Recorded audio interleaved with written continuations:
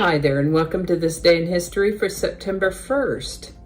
September 1st is the 244th day of the year in the Gregorian calendar, 245th in leap years, with 121 days remaining to the end of the year. Today's word is cernuous. Can also be pronounced cernuous. I think cernuous sounds more correct. Cernuous is an adjective that means drooping, nodding, or bending forward. This comes to us from a Latin word that means bowing. Earliest documented use of the word cernuous is 1653. Alrighty, we'll start with a really strong earthquake that hit in Chile's Atacama region on September 1st, 1420. This was a 9.4 magnitude quake, and it was so strong that it caused tsunamis in Chile, Hawaii, and all the way over in Japan. Fierce earthquake, that one. 9.4, yikes. Catherine the Great was Empress of Russia in the second half of the 1700s. She had come from the German kingdom of Prussia to Russia when she was 15. She worked hard to learn the language, assimilate to the culture, and ingratiate herself to the people. Born Princess Sophie, she acquired the name Catherine II when she converted to the Russian Orthodox faith. She was all in. Catherine II and Peter III of Russia were married when she was 16 and he was 17. Unfortunately, Peter was immature and not romantically interested in his new wife. Peter III came into power as Emperor of Russia when his mother Elizabeth died in 1739, but he only ruled for about 6 months until he was unseated in a coup d'etat, at which time Catherine became Empress of Russia. There was certainly some intrigue on her part, and of course a lot more to their story, these two, but the reason that I'm telling you about any of it today is that on September 1st, 1763, Empress Catherine II of Russia approved plans for an orphanage in Moscow. Known as the Moscow Orphanage or the Foundling Home, one goal of this project was to raise ideal citizens for the Russian state by bringing up thousands of abandoned children to a very high standard of refinement, cultivation, and professional qualifications.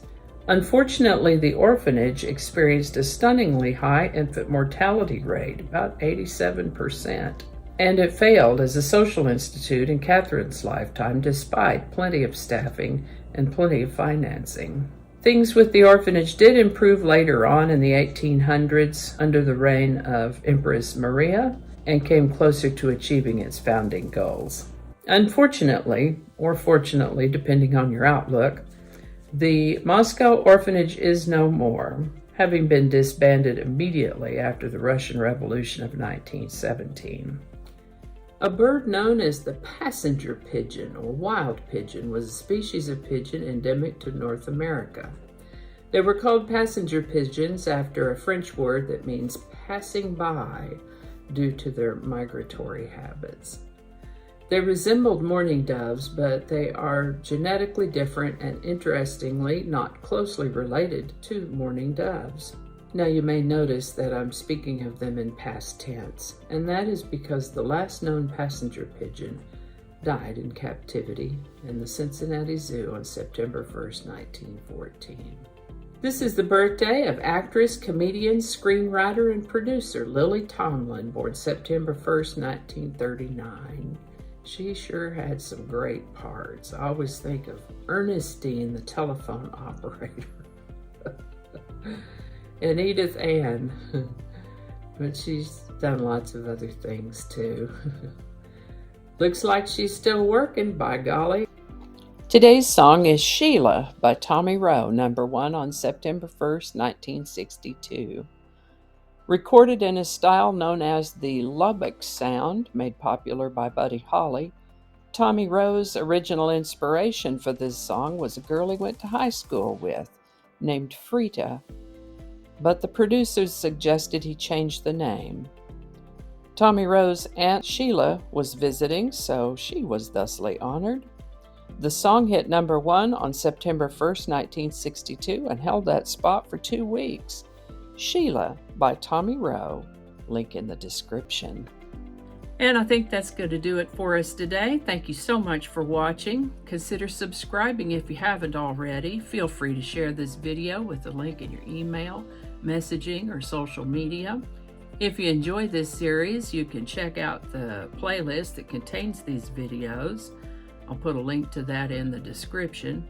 That description lives on YouTube, so for other platforms, I'll include a link to my blog page that is called No Really. You can also find me on Rumble, Parler, BitChute, and Getter. All those links in that description. Alrighty, that's all I can think of right now. Thanks again, and I'll see you next time.